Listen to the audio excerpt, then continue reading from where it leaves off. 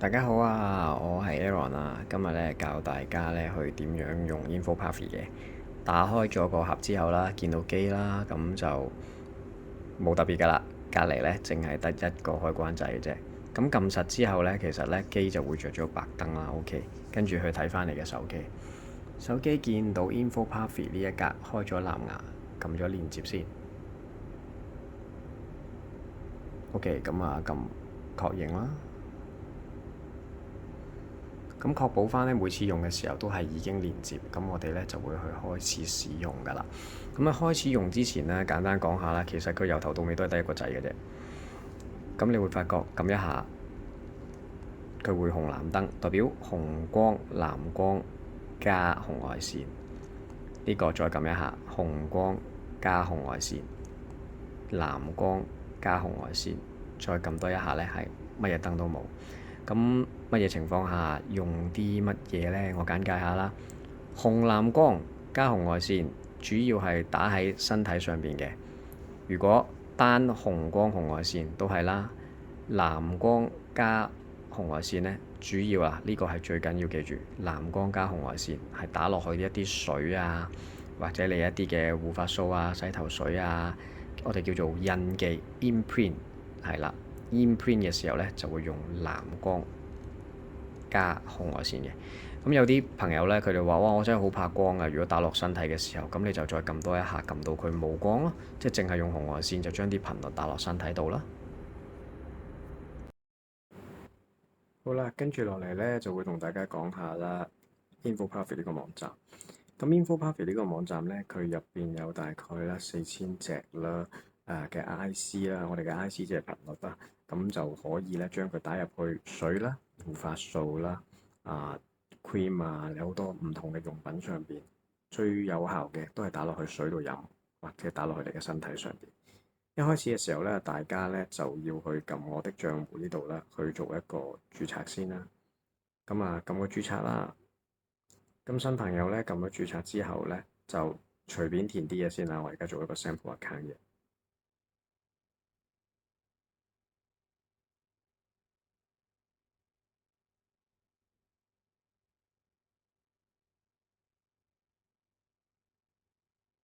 好啦，咁咧就撳創建賬戶。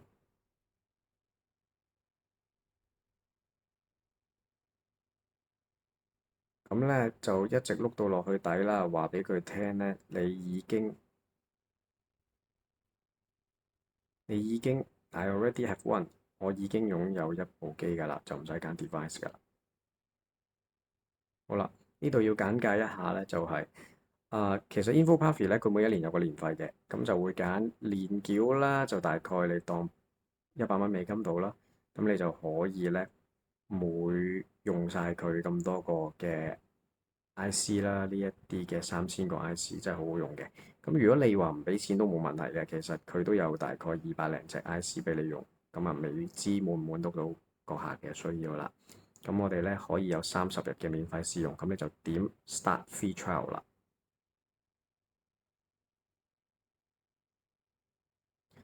好啦，咁呢一欄咧就需要大家填呢一個嘅即係信用卡資料啊，click 卡啦嘅嘢啦。咁我會建議你哋填咗先啦。咁跟住你就可以享用呢一個 free 30日嘅情況。咁中間如果你要 stop 咧，就可以喺 option 裏邊或者 send 去 CS 同佢講話你唔用呢一個嘅即係付費嘅服務都得嘅。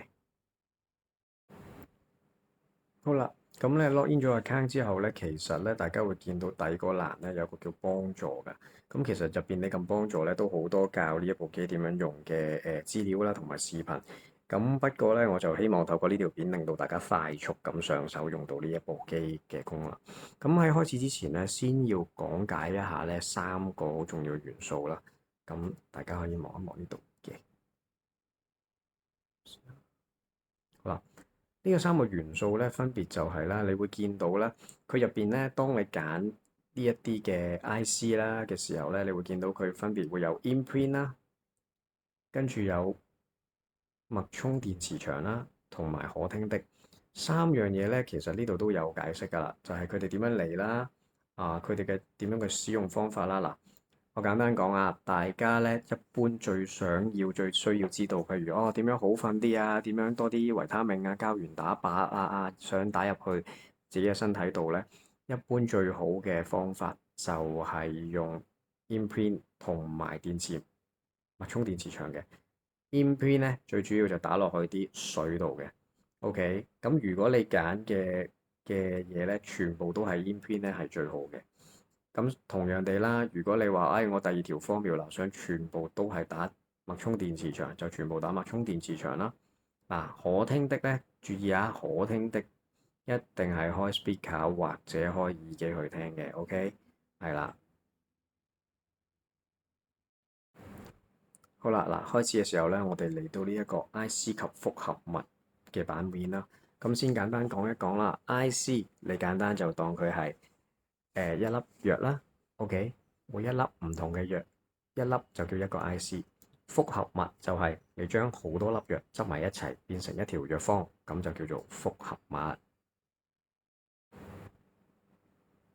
咁我簡單示範下啦，譬如而家我搜尋膠原蛋白呢一個字眼啦，咁你會見到有好多唔同嘅膠原蛋白嘅 IC 喺度嘅，咁佢咧都分別會寫咗啦，佢入邊嘅成分啦，佢嘅作用係點啦。咁我會建議大家注意下啦，譬如第一個膠原蛋白加咧就有200幾個人咧就收藏咗啦，23000幾人用緊嘅，見唔見到呢一個好似腦電波咁樣嘅符號？係啦，23000幾人用緊。哦，第二隻。就有17300人用緊嘅，係三隻有10萬人用緊嘅。好啦，我假設你想我想將最多人用嗰兩隻去溝埋一齊，咁我點樣做呢？首先啦，揀咗第一個啦，你想要嘅就撳中間加到複合物。好啦，假設我而家咧就創造一個全新嘅美容嘅膠原蛋白嘅配方，咁我就加入去啦，咁創建新的複合物啦。咁啊，俾個標題佢啦，美容咁樣啦。好啦，咁啊，我寫翻啦，膠原蛋白。好啦，嗱，如果大家記清楚，如果你所有嘅物質咧都係 imprint 嘅話咧，imprint 即係印落去水嗰啲咧，聽清楚就千祈唔好剔一個一個，唔好剔一個一個啊，因為咧，如果你剔一個一個嘅話咧，件事就唔啱噶啦。OK，咁啊碌到去底呢度撳提交咗先，我一陣間會再詳細解釋噶啦。嗱，你見到咧傳輸呢度有一次性傳送同一個一個嘅，OK，一定係所有 imprint 嘅草藥物質咧係一次性傳送。譬如你有100樣維他命都好啦，咁一次性傳送2分鐘就會傳送晒噶啦。打水嘅記住全部都揀 imprint 嘅嘢。嗱，imprint 咧係有個 logo 嘅，見唔見到個膠原蛋白隔離有呢一個圓圈，有3個白點，一個波波呢一個係啦，呢個咧就係佢個 logo。所有 imprint 嘅嘢都有 logo 嘅，大家記住呢點先。好啦，點樣可以去確保自己揾嘅嘢都係 imprint 咧？嗱，大家咧會留意到啦，排序方式捽去右手邊，應用呢一欄會有寫住 imprint 嘅。咁如果咧，OK，我舉個例先啦。嗱，一開始咧乜都冇 search 嘅時候咧，你會見到應用呢欄咧有得俾你篩選，究竟係 imprint 啦，定係可聽的，定係脈衝電磁場。我而家做一個例子啊，我剔咗個 imprint 先。好啦，跟住再打，我而家想要揾 GABA 呢一隻嘅元素，咁咧就確保咧我揾出嚟嘅全部都係 imprint 打落水度噶啦。嗱，呢一隻咧就係一個令人哋放鬆瞓到覺嘅，咁美容最需要嘅其中一個元素啦，咁我都會加落去，因為頭先咧我哋就有一個叫美容嘅 item，咁你見到有個加號喺美容，美容及個加掣，咁咧佢就加咗落去我美容嗰個 list 度噶啦，咁你咧就會喺底下已創建呢一個漏斗符號度撳一下。咁一下啦，OK，就會見到咧頭先咧我創建過一張美容嘅，等陣先啦，出翻來先啦，大家稍等一陣，因為我好多配方喺度，唔好意思。OK，美容呢一個見唔見到啊？膠原蛋白加同埋 GABA，咁我要用佢嘅時候點做呢？先掂一下美容。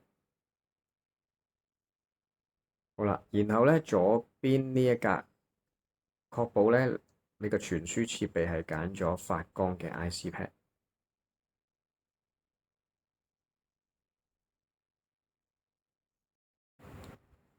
跟住咧撳開始傳輸就得㗎啦。嗱，當部機咧收到佢傳輸嘅信號啦，就會將信息打入去水度嘅。咁我頭先講過啦，其實佢有唔同嘅光毛啦。咁一般咧，你話打落水度啦，紅藍光又得，齋藍光咧，佢解釋就話比較好啲嘅。咁就等啦，一般咧2分鐘咧支水就會打完㗎啦。咁你就可以飲用嗰啲水嘅。咁關於支水咧，我都有少少簡介啦，就係其實佢帶有信息啦。咁佢原本都依然係一支 H2O 嘅水嚟嘅。只不過佢帶有咗其他物質嘅信息，令到我哋嘅身體咧可以接收到呢啲信息，對我哋身體有益。但係咧就冇譬如你哋食藥啊，或者食 supplement 啊，對於呢個消化系統嘅副作用啦，因為你吸收緊嘅係一支水，但係佢帶有其他好處嘅信息。咁如果大家話，哎呀，我想印記嘅時候唔想去斬下有燈啊，咁你又你知道咗佢着咗之後咧，你撳多下咧，咁佢就冇燈噶啦。咁你又由佢喺度繼續呢個呼吸燈喺度斬，代表佢 work 緊啦。咁如果你超過10分鐘唔用咧，其實佢會自己熄電噶啦，大家就唔需要太過擔心嘅。咁支水咧，基本上譬如你飲咗一半之後咧，你溝一啲新嘅水落去咧，其實咧個信息都依然喺度嘅，搖一搖佢。有一點要提一提大家，一定啊！要用礦物質嘅水，唔可以用蒸餾水。如果水入邊冇礦物，係帶唔到信息嘅。記住，一定要用礦物質嘅水。